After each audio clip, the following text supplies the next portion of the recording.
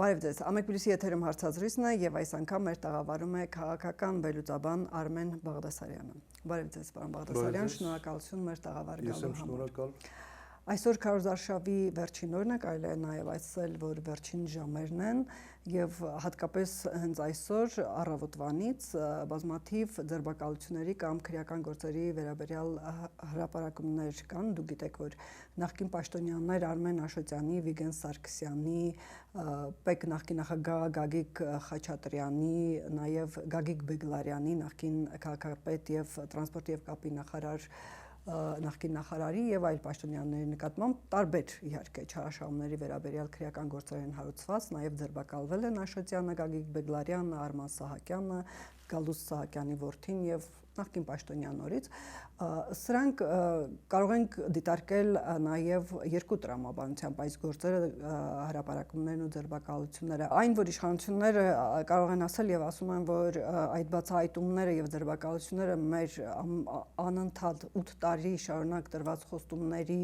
կատարումն են որ Թալանը կամ նախկին հանցագործությունները կբացահայտվեն եւ Թալանը ետ կվերադարձվի եւ միաժամանակ կարող է դիտարկվել նաև նախընտրական տրամաբանության շրջանակներում դուք ինչպես եք դիտարկում Միանշանակ նախընտրական տրամաբանության շրջանակներում է որովհետև կարծում եմ որ այս մեկամսյա քարոզարշավը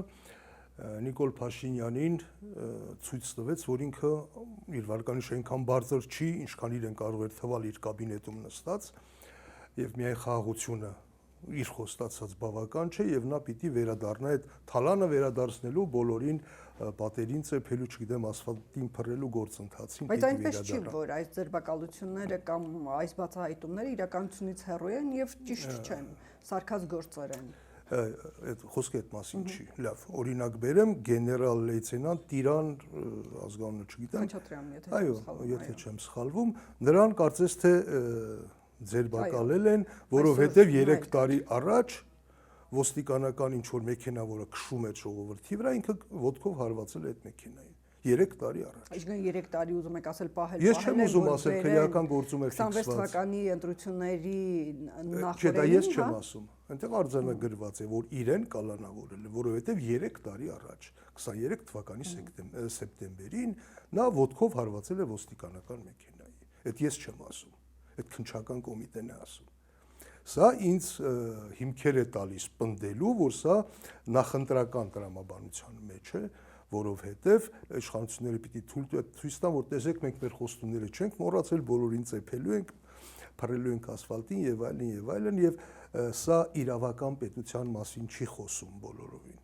որովհետև իրավական պետության թիվ 1 սկզբունքը օրենքի առջև բոլորի հավասարությունն է։ Դա մենք այստեղ չենք տեսնում։ Սա Մուսոլինիի համակարգն է, որը շատ հստակ է։ Մեզ ամեն ինչ թշնամիներին օրենք։ Այս քարոզարշավը դա ցույց տվեց։ Իշխանություններին կարելի է ամեն ինչ թշնամիներին, հակառակորդներին օրենքի ամենայն խստությամբ։ Այդ դեպքում ինչ անային, եթե գործերը կան, բացահայտվել են, դրանք ճիշտ կլիներ պահել եւ ընտրություններից հետո նոր հրապարակել այդ մասին։ Բնականաբար նախընտրական։ Բնականաբար, ես կարծում եմ, որ ընտրություններից հետո շատ այդպիսի բաներ կմոռացվեն, թղթապանակները կմնան գրասեղանների դարակներում, անգամ ընտրություններից հետո տեսեք այդ անընդհատ ընտրակեղծիքներ, ընտրակաշառքի բաժանման ինչ որ կասկածելի գաղտնալսումներ են ամեն օրը մի քանի անգամ ընտրակեղծիքների վերաբերյալ, ձայնագրություններ են։ Այո, բոլորովին ինձ վստահություն չներշնչող։ Ես կարծում եմ դրանք սիրուն թղթապանակներով կդնեն դարակներում, ընտրություններից հետո կօգտագործեն, որպեսզի խորհրդարան անցած այդ ընդդիմադիր ուժերը իրենց խելոք պահեն։ Իսկ ինչի ձեզ հավատ չեն նշնչում մեր հատկապես նախկին իշխանությունները կամ նախկին իշխանությունների հետ առնչություն ունեցող գործիչների համար դա այնքան էլ հեռու չի, նրանք արել են նախկինում Ես խոսում եմ իրավական պետության մասին, որտեղ կա անմեղությամբ կանխավարկած, որտեղ վարչապետի պաշտոն զբաղեցնողը չի կարող ասել բոլորդ նստելու եք շատ երկար ժամանակով, կնստեն թե չէ, դա ինքը չի որոշում, անգամ ինքը իրավունք չունի որոշել։ Ավելին ցանկացած մեկը համարվում է անմեղ, քանի դեռ նրա հանցանքը չի ապացուցվել դատարանի օրինական ուժի մեջ մտածվելով, ճիշտ է։ Իրավական պետությունում այդպես է։ Այո, բնականաբար։ Կառավարության ղեկավարը այդպես է վարվում։ Ոչ, անընդհատ ասում է դու նստելու ես, դու նստելու ես, դու նստելու ես։ Եվ դուք ուզում եք, որ ես հավատամ այս իշխանությունների իրավական հիմնավորումներին, Նա էլ ասում է պաշտոնն է, ես այնպեսի պաշտոն եմ զբաղեցնում, որ ես իրավունք ունեմ եւ պետք է եւ պարտավոր եմ իմանալ նման աղմկոտ գործերի ընթացքը եւ դրանից ելնելով եմ ասում, այնպես չի որ ես կարող է իմանալ, բայց ոչ հրահանգներ տալ։ Հիշում եք Սամվել Կարապետյանի վերաբերյալ, երբ ազգային ժողովում սկսեց գոռգոռալ, որ քո ետևից կգան 3 ժամ չանցած դիմակավորները մտան նրա տուն։ Դուք հաջորդականությունը այդպես եք ընկալում, որ վարչապետը հայտարարեց, որ ասեցին, թե վարչապետը գիտեր, որ արդեն գործ կա հարուցված, իրան տեղեկացրել էին եւ ինքը միգուցե եւ լրագրողական, այսպես ասած, բնավորությունից ելնելով շտապում է ինքը հայտարարել։ Ոչ, ես 100% վստահ եմ, որ եթե Սամվել Կարապետյանը քաղաքական հայտ չներկայացներ, դիմակավորները նրա առանձնատանը չէին հայտնվի։ Շատ լավ, արդեն գալով ընտրությանը եւ վերջին ժամերն են նախընտրական քարոզարշավին, վստահ եմ դուք հետևել եք, իշխանությունը կա եւ ընդդիմադիր դաշտը բազմաբևեռ է եւ բազմագույն է։ Ելնելով դրանից, դիտարկելով ժողովրդական տրամադրությունները, եթե հասցրել եք ծանոթանալ կամ առիթ ունեցել եք, ինչ ընտրաշավ ունենք մենք եւ ինչպիսի ընտրություն է տեղի ունենալու։ Սա շատ վատ ընտրաշավ էր, իմ տեսածներից թերևս ամենավատն էր երկու պատճառով, հիմա կասեմ, ինչ որ դա աննախադեպ վատ։ Առաջինը այս ընտրաշավը շատ էր ատելությունը, բռնության քարոզը անընդհատ, հայհոյանքները, փոխադարձ մեղադրանքները։ Այդպիսի քարոզարշավ ես վերջին անգամ տեսել էի 2008 թվականի ընտրություններից առաջ, երբ որ հիմնական ընդդիմադիր տեխնացուին թուրքական ֆեսով նկարներ, այո, այդ ատելության այդ մթնոլորտը, ելի միայն իշխանությունները չէին անում, այսպես կոչված հաճախորդներն էին անում, այդ ատելությունը կուտակվեց եւ ինչ որտեղից պիտի դուրս եկավ մարտի 1-ով, ցավոք 10 զոհ ունեցանք։ Հիմա այդ ատելության մթնոլորտը փոխադարձ շատ ավելի լարված է, ես մտավախություն ունեմ, հույս ունեմ չի լինի, որ այդ չարությունը ինչ որտեղից պիտի լեցկաթափվի։ Սա առաջինը, որ աննախադեպ վատ էր, երկրորդը սովորաբար ընտրությունները քարոզարշավը կազմակերպվում են դրական էմոցիաների եւ ակնկալիքների վրա։ Այս անգամ փոխադարձաբար ամբողջ քարոզարշավը կառուցված էր վախի վրա։ Մարդկանց վախեցնում էին։ Իշխանությունները ասում են մեզ չընտրեք կլինի պատերազմ, անգամ ժամկետ էին նշում սեպտեմբերին։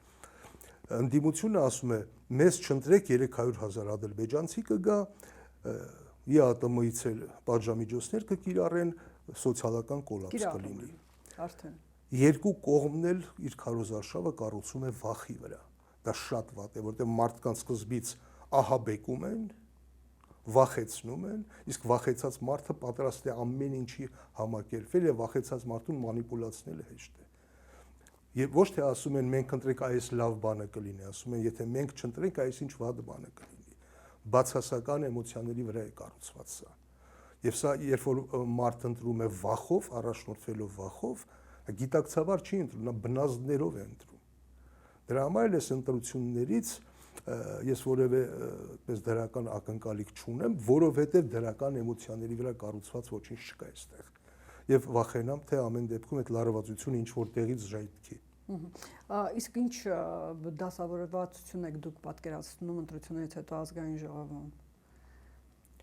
Ես հեռու եմ այն մտքից, որ կարող է լինել ընտրությունների արդյունքում։ Հայաստանում երբևէ ընտրություններով իշխանափոխություն չի եղել եւ չի լինելու։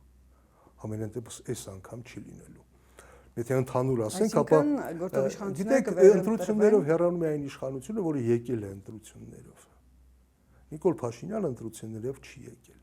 Բայց Նիկոլ Փաշինյանը կարող է ասել դրանից հետո հեղափոխությունից հետո երկու անգամ ինքը վերընտրվել է ընդհանուր մինչև 21 թվականի 2000 երբ որ արդեն իշխանություն էր։ Այո։ Դրա համար էլ ասում եմ, որևէ մեկը թող հույս չունենա, թե այ Նիկոլ Փաշինյանը եթե հանկարծ պարտվի ընտրություններում, ավելի քիչ ձայն ստանա, քան ընդդիմադիր ուժերը միասին, նա հեռանալու է ոչ։ Դա այնպիսի մեխանիզմ է ստեղծված, այդ թվում նաև քարոզչական, որ իշխանությունները ցանկացած պահի անգամ քվեարկությունից հետո ձայները հաշվելու ընթացքում նրանք կարող են կասեցնել այդ ընտրությունները, եթե տեսնեն, որ արդյունքները նախնական իրենց օգտին չեն։ Ինչպես։ Օրինակ, ընտրատեղամասերից ինչ որ մեկի վրա կհարձակվի 2 հոգի դիմակավոր, կփորձի քվյատուփը գողանալ, շատ լավ այսպես բեմականացված։ Անմիջապես դա կներկայացվի որպես ահաբեկչություն, հիբրիդային պատերազմի մաս, որը էական ազդեցություն է ունենում ընտրությունների արդյունքների վրա, հետևաբար հայտարարվում է արտակարգ դրություն, ընտրությունների արդյունքները չեղարկվում են, մինչև նոր ընտրություններ, օրինակ եմ ասում։ Կարող եմ այդպիսի տասնյակ օրինակներ բերել, հենց որ իշխանությունները օրվա տեսնեն, որ իրենք պարտվում են, նրանք ոչ են ասելու, այ պարտվեցինք, սիրելի ժողովուրդ, դե հիմա ստեսություն շնորհավորում ենք, հաղթողներին չի լինելու այդպես։ Պարոն Բաղդասարյան, բայց մյուս կողմից էլ նրանք վկայակոչում են իրենց անցկացրած նախկին երկու համապետական ընտրություններ, ասելով, որ ընտրախախտումներ չեն եղել, շատ քիչ են եղել, եւ եթե եղել են դժգոհություններ կամ այլ աղաղակող խախտումներ, թող ընդդիմությունը դուրս գար, բողոքեր եւ ցույց տար, օրինակներ, ապացույցներ ցույց տալ, բայց այդ Նիկոլ Փաշինյանը բազմիցս է հայտարարել, որ եթե դուք դեմ եք ինձ, ժողովրդին, եթե ուզում եք, որ ես հեռանամ, մինչև ընտրություններ մի սպասեք, դուրս եկեք եւ պահանջեք իմ հեռացումը, դա տեղի չի ունեցել։ Նա ինքը ասում է, թե հենց որ դուրս են գալիս, որ պահանջեն նրա հեռացումը, անմիջապես ոստիկանները հարձակում են եւ մի 28 հոգու տանում ձերբակալում են։ Ամեն դեպքում այդ ձերբակալությունները միշտ էլ եղել են, ավելի շատ են եղել։ Ես ոչ չեմ ասում, թե Նիկոլ Փաշինյանից առաջ Հայաստանում ժողովրդավարություն է։ Բայց այդ երբ որ դուրս են գալիս, եթե համատում ենք այն բազմությունը, որ դուրս է գալիս Նիկոլ Փաշինյանին հեռացնելու եւ դա լինում է գործող ընդդիմության կամ նախկին իշխանությունների հորդորով կամ նրանց կազմակերպած հանրավակների ժամանակ այդքան մեծ թիվ չի եղել, ինչպես երբ որ իրենք էին իշխանություն, այն ժամանակվա ընդդիմությունն էր հանրավակներ անում։ Իշխանությունների վախը պայմանավորված է նաև նախորդ ընտրություններով, իմիջիալից, որտեղ իրենք հաղթել են։ Ինչու, որովհետև հասկանում են, որ ժողովուրդը հազիվ թե երկրորդ անգամ ոտքը դնի նույն փոცხի վրա։ Այո, իրենք 21 թվականի ընտրություններում հաղթել են։ Ընտրություններում հաղթել են խոստանալով Շուշիի եւ Հադրութի դեօկուպացիա, խոստանալով փրկություն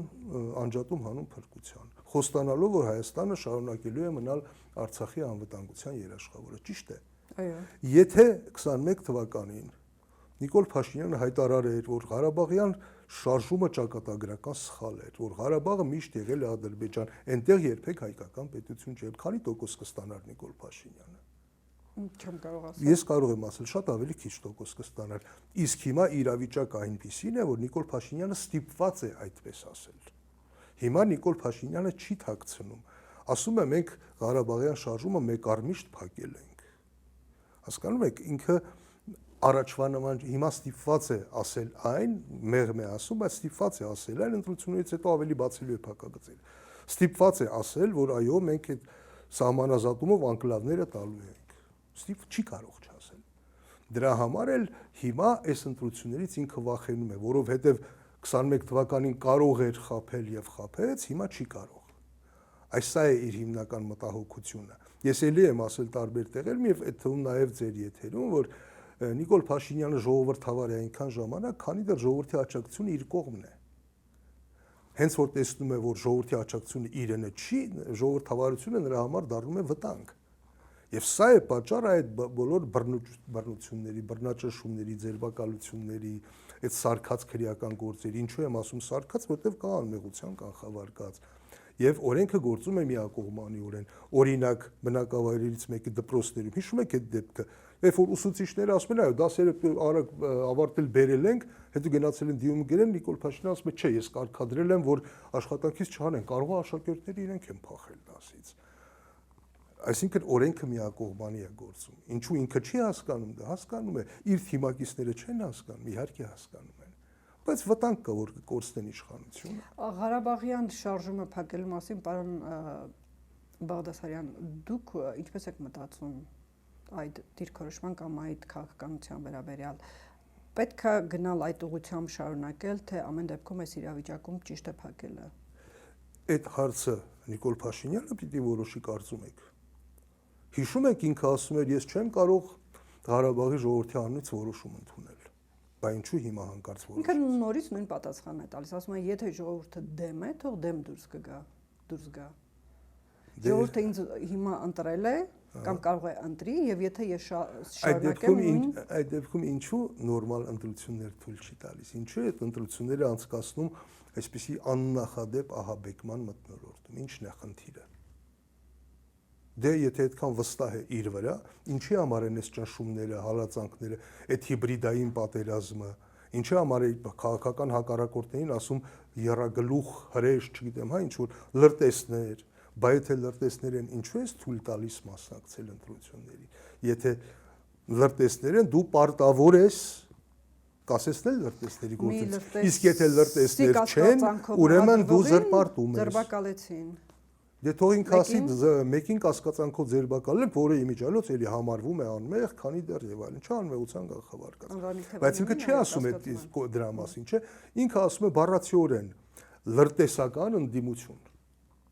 Այսինքն պաշտոնի բերումով շատ ավելի ինֆորմացիա է տիրապետում, քան մենք եւ կարող է։ Իսկ գուցե նա պաշտոնի առումով շատ ավելի կեղծ ինֆորմացիա է տիրապետում։ Այդպես չի, չէ, ասինքն ինչա շատ ինֆորմացիա է տիրապետում, թող բարի լինի այդ ինֆորմացիան պահի իր ներսում։ Չենք կարող, չէ, ասել դե քանի որ պաշտոնյա ուրեմն երևի մի բան գիտի, չէ, այդպես չի։ Այդպես չի։ Ասում են լրտեսական ընդդիմ, բա լրտեսներին ինչ ես թույլ տալիս որ կան քո երկրում քաղաքական գործունեություն ծավալեն։ Պարոն Բաղդասարյան, այդ լրտեսությունը կամ լրտեսական գործիչները հիմնականում կապվում են Ռուսաստանի հետ եւ դա էլ կարելի է ինչ որ միտեղ ամեն դեպքում իրականությունից հեռու կարող է չլինել, իհարկե հարգելով բոլորի ում մասին Նիկոլ Փաշինյանը ասում է նրանց անմեղության կանխավարկածը, բայց կարող է իրականությունից հեռու չլինել, որտեղ երբ որ մենք ուսումնասիրում ենք, հետևում ենք նրանց հայտարարություններին, նրանց մասին Ռուսաստանի հայտարարություններին կամ նրանց կապերը այդ երկրի հետ, դրանք կարծեք թե շատ արժանահավատ են թվում։ Ուրեմն եկեք տարանջատենք լրտեսությունը եւ հիբրիդային պատերազմը, լրտեսությունը շատ ծանր կոնկրետ քրեական հանցանք է։ Խոսքը հիբրիդային պատերազմի մասին է։ Ռուսաստանը Հայաստանի դեմ իրականացնում է հիբրիդային պատերազմ, դա նկատի ունեք, իհարկե։ Արևմուտքն էլ է իրականացնում։ Միայն թե նրանք ոչ թե Հայաստանի դեմ են իրականացնում հիբրիդային պատերազմ, այլ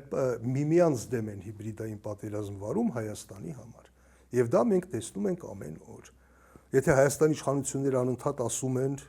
ինչու է Ռուսաստանը միջամտում մեր ներքին գործերին, ճիշտ են ասում։ Այս դեպքում ասում են նրանք իրականացնում են իրենց գործունեությունը, ճիշտ է իշխանությունների դեմ, բայց նաև Ռուսաստանի օգտին։ Միացյալ Նահանգներն էլ են միջամտում Հայաստանի ներքին գործերին, չէ՞։ Այդպես ինչպես Ռուսաստանն, այդպես միջամտություն։ Բայց եթե ուղիղ տեքստով հայտարարում են, մենք աջակցում ենք, ես ինչ թեքստ։ Բայց այստեղ մենակ խոսքը ուղիղ տեքստով հայտարարելու մասին չէ, խոսքը գնում նաև Ռուսաստանից աջակցելու, որ գան Հայաստան եւ ընտրեն Ռուսաստանի։ Դուք վստահ եք այդ մեղադրանքներից, եւ դուք իսկապես կարծում եք, որ եթե ենթադրենք մաքսիմալ 10,000 հոգի բայց գան, նորից կարող եմ զուտ իմ կարծիքը ասել, ես էլ բնականաբար կարող եմ սխալվել, կարող եմ ասել, որ դա շատ ճշմարտանման է։ Հատկապես Ռուսաստանի։ Այսինքն խելքին մոտ եք համարում, որ ամեն մի ձայնի համար ինչ որ մարդիկ մինչև $1000 փող կծախսեն, առանց վերահսկման որևէ մեխանիզմի, կուղարկեն այստեղ։ Իսկ ով ասաց առանց վերահսկման։ Բա ինչ են իմանալու այդ մարդը ում ընտրեց։ Դուք կարծում եք իսկապես դա հնարավոր է, չէ։ Այդ տեսեք դուք սովորական միջին վիճակագրական քաղաքացու նման պարզապես դարձել եք քարոզչության հիբրիդային պատերազմի թիրախ, որտեղ այդ քարոզչությանը սկսել եք հավատալ, եւ դա բնական է, հենց դրա համար էլ քարոզչությունը կա։ Եվ Արևմուտքն էլ է անում, Ադրբեջանն էլ է անում։ Չէ՞ որ Ադրբեջանը ուղիղ հայտարարում է, որ այ մենք հույս ունենք, հակված ենք, որ այս իշխանությունները կընտրվեն, այ մեր թե չէ նորից պատերազմ, դա միջամտելու փորձ չի։ Կամ երբ որ նախընտրական էս փուլում Ադրբեջանը մեծ սիրով իր տարածքով էներգակիրներ է տրամադրում թույլ տալիս որ գանա։ Նրա գրող ընկերներից մեկը 2 օր առաջ օդանավակայանում գնացել էր եւ դիմավորել էր, այսպես ասած, Մոսկվայից եկող, Ռուսաստանից եկող ինքնաթիռին եւ հերթով հարցրել էր ու այնտեղ էլ կային որոշակի նրբություններ, երբ որ ասում էին, հա, մենք եկել ենք այս տեխնացուին ընտրելու համար եւ դրանք Ռուսաստանի կողմից եւ դժվար թե մարդը իր հաշվին նման հոսք լինի եւ այդ մի ինքնաթիռից բազմացվի։ Իսկ դուք սոցկայքերին հետևում եք Նիկոլ Փաշինյանի աչակիցների էջերին։ Տեսեք, քանի լուր կա։ Ես եւ որդիս Հունաստանից գալիս ենք, որպեսզի տեր կանգնենք մեր խաղաղությանը։ Միացյալ Նահանգներից չեք հետել, գրում են, այսպես հապարտորեն տոմսերը ցույց են տալիս։ Բայց ինչ է գնում Ռուսաստանից եկող թռիչքներին ուղևորներին հարցնում միայն։ Դա կազմակերպված է։ Հա, վստահ եք, որ կազմակերպված է։ Ճշմարտաբար։ Ես օրինակ վստահ չեմ։ Ես վստահ չեմ։ Իհարկե Ռուսաստանը այստեղ աջակցում է ընդդիմադիր քաղաքական ուժերին։ Իհարկե Արևմուտքը այստեղ աջակցում է իշխանություններին։ Իհարկե Ադրբեջանը եւ Թուրքիան նույնպես աջակցում են իշխանություններին։ Եվ սա ամենացավալին է, որովհետև մենք այն ինչ որ հիմա տեսնում ենք, սա ներքաղաքական պայքար չի։ Սա Արևմուտքի եւ Ռուսաստանի հիբրիդային պայքարն է Հայաստանին տիրանալու համար։ Այն Հայաստանին չէ, Հարավային Կովկասին, որովհետև եթե Հայաստան Հարավային Կովկասին ուզում է տիրանալ, պետք է 3 երկրների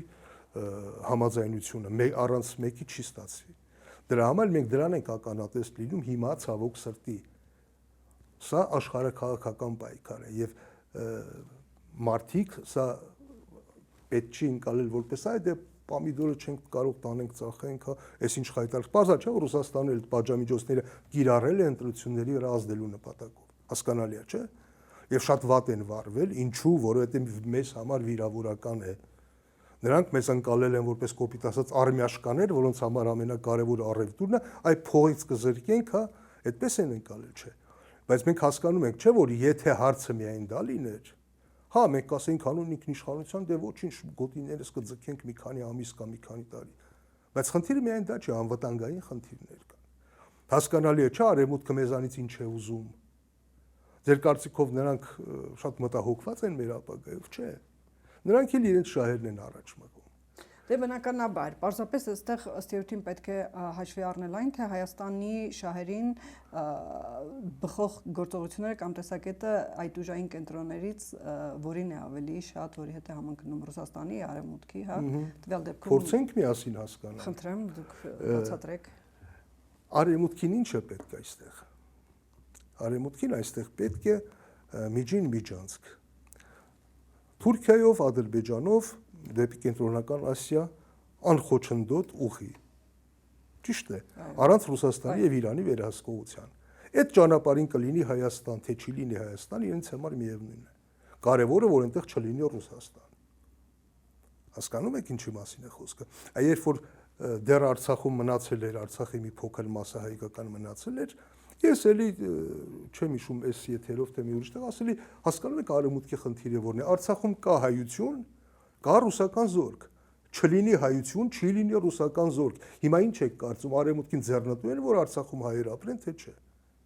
Եթե հայեր չլինի, ռուսական զորք չի լինի, չէ։ Այն ժամանակ ասում չէ, Արևմուտքը կպաշտպանի, եւ այդպես էլ եղավ, հայ չկա, ռուսական զորք չկա։ Եթե տուփի մեջ ինչ որ բան կլոր է, ուրեմն դա խնձոր է, հա, այդ տրամաբանությամբ։ Չէ, ես ասում եմ, եթե ամեն անգամ դու այդ նույն բանը տեսնում ես, ուրեմն այդտեղ տրամաբանություն կա, չէ, ես առաջի անգամը չի։ Այդ ուրիշ օրինակ բերեմ 18 թվականին 1918 թվականին, երբ որ Հայաստանը անկախացավ, գիտեք ոնց անկախացավ։ Թուրքիայի պահանջով, ուլտիմատիվ պահանջով։ Թուրքիան պահանջեց, որ Հայաստանը հռչակի անկախությունը հակառակ դեպքում սպառնաց պատերազմով։ Եվ Թուրքիան առաջի երկիրն էր, որ ճանաչեց Հայաստանի անկախությունը։ Կարող եք կռահել ինչու։ Ինչ եք ուզում ասել։ Կարող եք կռահել ինչու։ Դուք ասեք։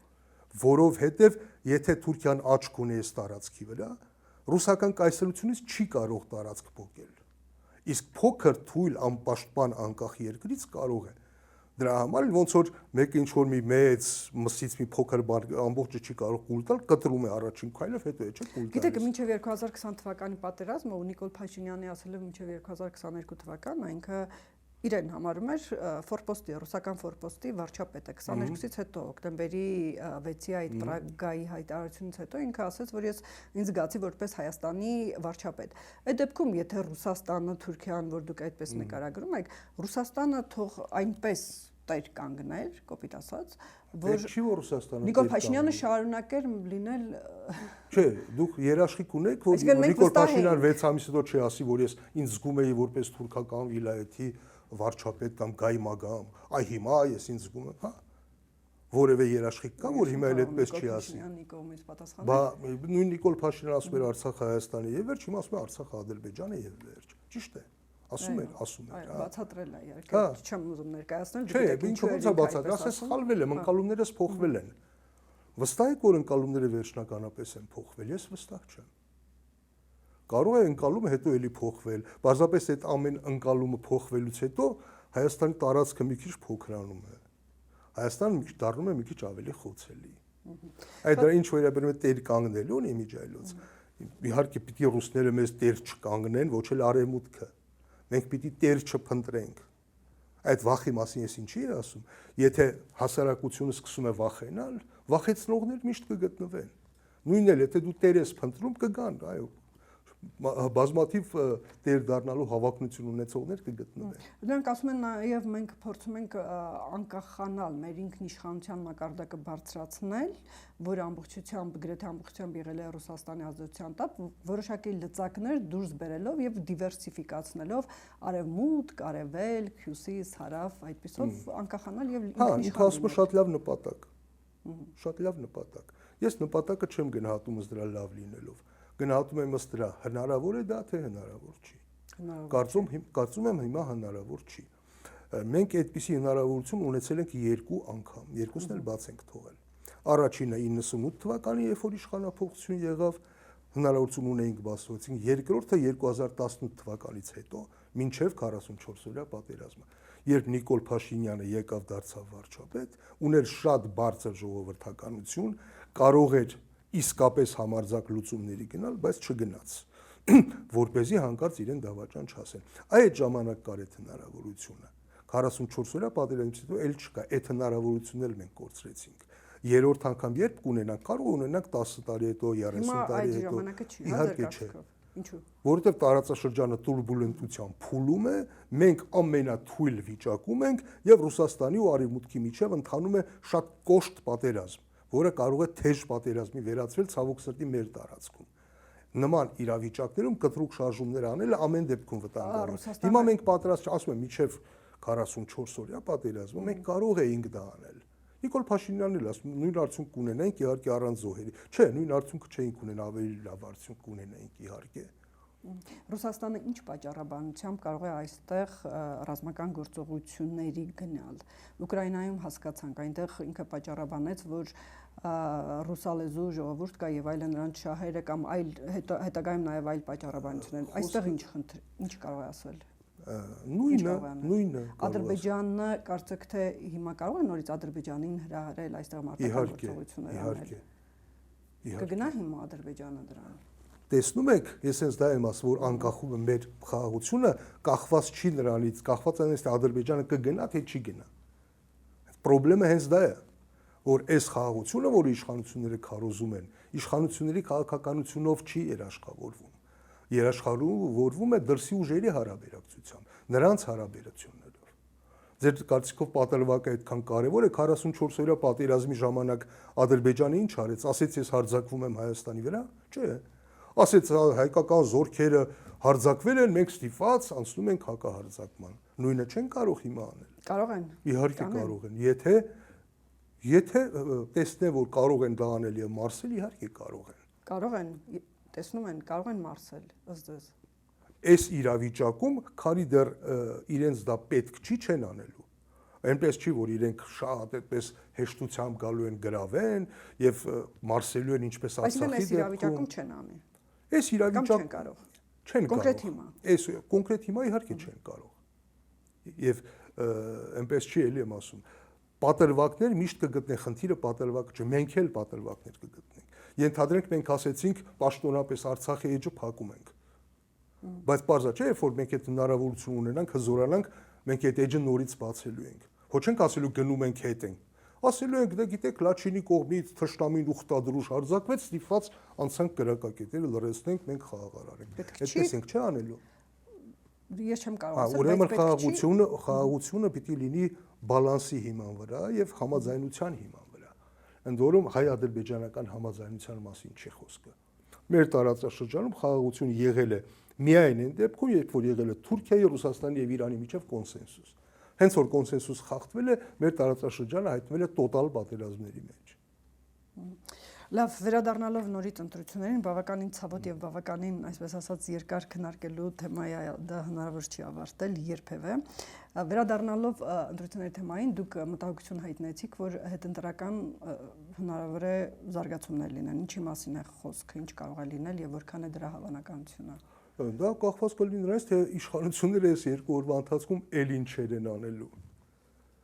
Էլ ինչ նոր քայլերի կդիմեն։ Ըստ երևույթին վաղը լռության օր է, ըստ լռության օրը քարոզչական աշխատանքային օր չի։ Եվ շատ հարմար է ռեպրեսիաների համար, պրովոկացիաների համար։ Ես դրանց ծավալը չգիտեմ, հասկանում եք, սա եզակի ընտրություններ են մեր պատմության ընթացքում, երբ որ ընտրություններից 2 օր առաջ դեռևս հայտնի չի նույնիսկ թե քանի ուժ է մասնակցելու դրանց։ Որևէ վստահություն չկա, որ 18-ն էլ կմասնակցեն։ Որևէ վստահություն չկա, որ դրանցից 1, 2, 3-ի մասնակցությունը չեն արգելի։ Դուք այդպիսի ընտրություն հիշում եք, որ 2 օր առաջ չիմանաս թե քանի ուժ է մասնակցելու։ Ես ուղղակի հիշեցնեմ, Մոլդովայում հիմնական ընդդիմադիր ուժին մասնակցությունը արգելել են քվեարկությունից 1 օր առաջ։ Իսկ հիմա 2 օր առաջ է դեռ։ Միգուցե կա դրա հիմքեր այս բացահայտումների արդյունքում։ Դուք իշխանությունները կասեն, որ այո, դրա հիմքերը կան, իհարկե։ Բայց մենք գիտենք, չէ, թե ինչի համար են դա անում։ Ես օրինակ գիտեմ, որովհետև եթե դրա հիմքերը լինեին, այդ նույն հիմքերով առաջինը պիտի արգելվեր քաղաքացիական պայմանագրի մասնակցությունը։ Որ հիմք բոլոր հիմքերով։ Ընտրախախտումները, քարոզչության խախտում, քարոզարշավը երբ է սկսվել, իրանք երբ են սկսել դա իրականացնել։ Բոլորն են։ Չէ, հիշում եք իրեք իբր նախընտրական բյուջեի հաշվին։ Հասկանում եք, ահավոր մեծ գումարներ են ծախսում, չէ՞։ Այս քարոզարշավի ժամանակ բոլորը։ Տարբերությունը որն է, այն 3 ընդդիմադիր ուժերը ծախսում են իրենց գումարները, քաղաքացիական պայմանագիրը ծախսում է իմ եւ ձեր գումարները, որովհետեւ բյուջեից է ծախսում։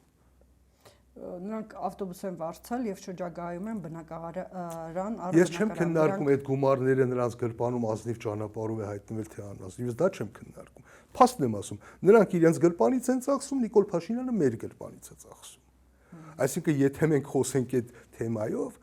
որ օրենքով ես վստահ եմ, այդ 18 ուժերը բոլորի մասնակցությունը կարելի է արգելել անխտիր, բոլորինը։ Եթե այսպես օրենքի ոգուն եւ տառին համապատասխան գործենք։ Այնուամենայնիվ ընտրություններից հետո պարոն Բաղդասարյան, ընտրություններից հետո ինչ իրավիճակի մեջ մենք որքան էլ ձեզ համար դա կանխատեսելի չէ,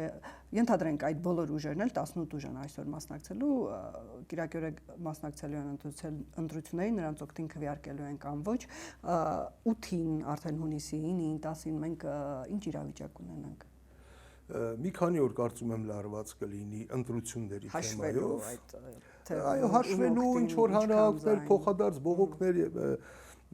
բայց հույս ունենալ, թե դրանից հետո իրավիճակը կհանդարտվի, կարծում եմ պետք չի, որովհետև ընտրություններին հաջորդելու է շատ ավելի կարևոր փուլ, 2 կարևոր գործընթաց, սահմանադրական փոփոխությունների հանրաքվեն, որը շատ լուրջ քաղաքական թեմա է եւ նույնպիսի քարոզարշավով եւ սահմանազատման ավելի արագացված տեմպերով պիտի լինի այդ թվում անկլավների հարցը, որը նույնպես իր մեջ շատ լարվածության լուրջ լիցքեր է պարունակում, այնպես որ կարծում եմ, որ առաջիկայում այս աղմուկը